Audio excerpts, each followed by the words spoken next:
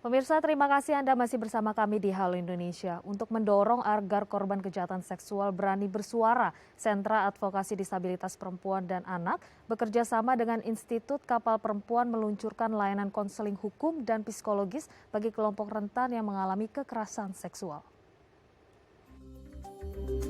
Maraknya kasus kejahatan seksual di Indonesia mendorong Yayasan Sentra Advokasi Disabilitas Perempuan dan Anak atau SAPDA bekerja sama dengan Institut Kapal Perempuan meluncurkan layanan konseling hukum dan psikologis bernama Rumah Cakap Bermartabat dan layanan pengaduan online Halo Kapal Perempuan.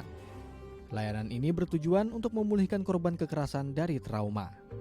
Selain itu, untuk memberi efek jerah terhadap pelaku, korban diberikan layanan bantuan hukum. Layanan ini diharapkan dapat membuat masyarakat berani bersuara atas kekerasan yang dialami kelompok rentan. Masyarakat bisa menyampaikan pengaduannya melalui pesan teks atau operator layanan telepon.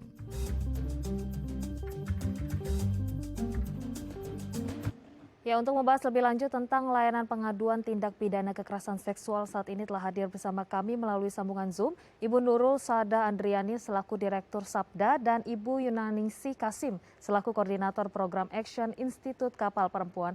Selamat pagi Ibu Nurul, Ibu Ulfa. Selamat pagi. Selamat pagi. Selamat pagi, salam sehat. Saya mau ke Ibu Nurul dulu dan tertarik dengan layanan pengaduan atas kekerasan seksual ini. Atas dasar apa Ibu Nurul akhirnya SAPDA dan juga berkolaborasi sekarang dengan Institut Kapal Perempuan membentuk layanan pengaduan dan advokasi terhadap kelompok rentan ini? Karena kalau kita lihat memang latar belakangnya juga terhadap kekerasan seksual yang saat ini rentetan kasusnya sering terjadi nih Ibu. Ya, kalau dari kami melihatnya memang kekerasan seksual pada perempuan dan perempuan yang disabilitas itu kan sangat tinggi ya. Semakin hari semakin naik, semakin hari semakin banyak yang terlaporkan dan juga tapi tidak bisa biasanya kesulitan untuk tertangani dengan optimal. Nah, tapi kemudian mereka juga tidak bersuara, mereka kesulitan untuk kemudian mengadukan ke siapa sehingga kami dari SAPDA membentuk sebuah program ya disebut Rumah Cakap Bermartabat yang kemudian itu berkolaborasi dengan Kapal Perempuan dalam sebuah konsorsium yang disebut Action gitu. Jadi itu untuk memberikan layanan kepada perempuan yang punya anak disabilitas dan perempuan disabilitas serta penyandang disabilitas lain untuk kemudian bisa tertangani terkait dengan korban kekerasan seksual ini sendiri karena memang itu sangat banyak dan semakin marak saat ini. Gitu, Oke, sangat banyak dan semakin marak. Ibu Ulfa, boleh kemudian diceritakan juga selama menangani kasus dan juga mendapat laporan begitu aduan dari masyarakat. Kasus-kasus seperti apa yang marak terjadi, Bu?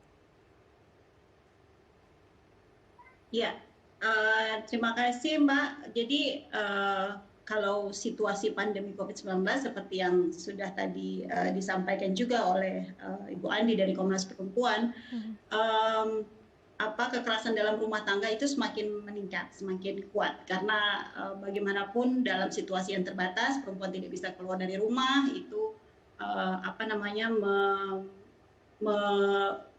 menimbulkan risiko yang cukup tinggi bagi perempuan untuk semakin terjebak dalam situasi kekerasan, terutama untuk juga kelompok-kelompok penyandang disabilitas, perempuan penyandang disabilitas. Nah, kekerasan seksual sendiri itu risiko yang paling tingginya adalah karena itu umumnya dilakukan oleh orang-orang terdekat. Nah, dalam situasi pandemi COVID-19, perempuan tidak bisa keluar rumah, ada di dalam rumah, itu juga risikonya akhirnya menjadi berkali-kali lipat tingginya. Kira-kira itu kenapa kemudian Kapal Perempuan, SAPDA itu mendorong sebuah layanan supaya korban bisa menyampaikan laporannya. Baik, Bu Nurul, kemudian setelah mendapatkan laporan begitu, adanya aduan, apa saja langkah selanjutnya yang dilakukan oleh SAPDA, oleh Institut Kapal Perempuan sendiri ini untuk menolong korban-korban kekerasan atau kejahatan seksual ini, Bu? Iya, kalau dari SAPDA yang saya sampaikan tadi bahwa perempuan disabilitas kan mereka kesulitan, mereka bahkan seringkali tidak tahu kalau itu mereka mengalami kekerasan seksual dari lingkungan terdekat gitu ya dari orang-orang yang mereka percaya selama ini, atau mereka masih ada denial, mereka masih bilang bahwa ini bukan kekerasan tapi ini adalah rasa kasih sayang dan sebagainya.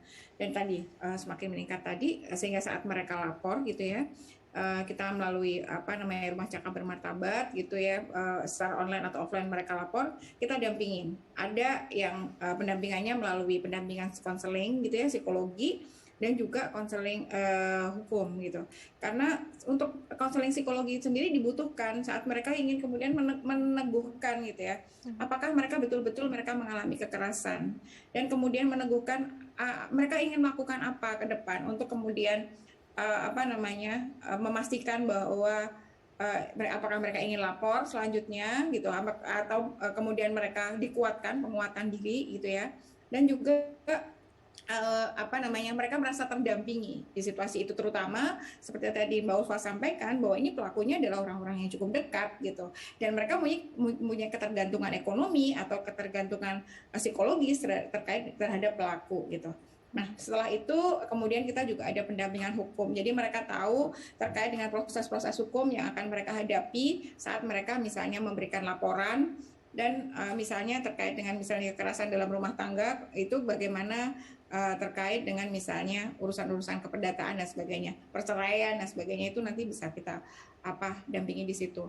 Dan untuk tadi layanan kami gitu ya dari Rumah Cakap Bermartabat, dan juga tentu saja nanti dari Mbak Ulfa bicara mengenai layanan yang dilakukan oleh Kapal Perempuan, itu kami didukung oleh Uni Eropa beserta dalam program action yang, dan itu merupakan program respon bagi COVID ini yang kemudian memang tadi memastikan bahwa semuanya itu bisa korban-korban itu bisa tertangani, yang meningkat saat ini gitu ya. Terima kasih. Baik, kalau tadi menarik di segmen sebelumnya kita membahas juga bersama Komnas Perempuan bahwa memang layanan aduan seperti ini tuh sedikit begitu, pendampingan juga sedikit, bahkan ini terkendala karena pandemi COVID-19. Kalau saya ke Ibu Ulfa, bagaimana melihat layanan pendampingan yang mungkin sulit diakses oleh masyarakat? Seberapa pentingkah layanan seperti ini harusnya dimaksimalkan oleh pemerintah dan lapisan masyarakat lainnya? Iya, jadi kalau tadi ya Mbak Andi sudah menyebutkan, rumah aman aja kalau tutup awal-awal pandemi. Lalu kemudian ketika korban mau ke sana, mereka harus rapid. Waktu itu masih antibody ya, itu harus bayar. Korban harus bayar. Kalau korbannya miskin, dan biasanya umumnya korban berasal dari kelompok-kelompok menengah ke bawah, itu tidak bisa mengakses layanan. Nah, karena itu kami Kapal Perempuan mengembangkan layanan Halo Kapal Perempuan. Ini adalah layanan pengaduan online, dan kemudian Sabda juga mengembangkan Rumah Cakap Bermartabat. Ini layanan online dan offline untuk membuka semakin banyak ruang-ruang pengaduan yang tadi Mbak Andi bilang semakin sedikit pada masa pandemi terbatas. Kami berharap layanan-layanan seperti ini itu bisa membantu memberikan alternatif, memberikan pilihan-pilihan bagi korban semakin banyak, sehingga dia punya ruang-ruang yang dia bisa akses dengan mudah. Baik, ke Ibu Nurul, singkat saja Ibu, tadi sudah ada 2 layanan aduan yang bisa diakses masyarakat. Ini di mana saja spesifiknya? Kemudian apakah ini gratis supaya juga masyarakat ini tidak takut untuk akhirnya bersuara, meminta juga layanan advokasi dan lainnya? Secara teknis boleh dijelaskan secara singkat? Iya, kalau layanan kami tadi melalui Rumah Cakap Bermartabat itu sebetulnya memberikan layanan setidaknya di 5 wilayah yang menjadi program kami, yaitu ada di Jogja, kemudian ada di Lombok, Makassar, Jakarta Timur, dan juga Bogor. Tapi selain itu juga sebetulnya masyarakat yang lain di luar wilayah itu bisa berkomunikasi dengan kami untuk mendapatkan layanan. Dan tentu saja ini gratis. Baik, itu dia harapannya memang dengan adanya juga layanan advokasi, layanan pengaduan seperti ini, semakin banyak nantinya masyarakat juga semakin terbuka ya Bu terhadap kasus-kasus kejahatan kekerasan seksual, dan kita semua sama-sama saling bisa juga menghadapi permasalahan ini bisa selesai hingga tuntas. Baik Ibu Ulfa, Ibu terima kasih telah hadir bersama kami. Ibu Nurul juga sehat selalu, semoga semangat terus untuk memperjuangkan keadilan bagi perempuan dan masyarakat rentan. Terima kasih Ibu. Terima kasih. Ya baik pemirsa, usai jeda kita akan menghadirkan informasi menarik dan inspiratif lainnya. Tetap bersama kami di Halo Indonesia.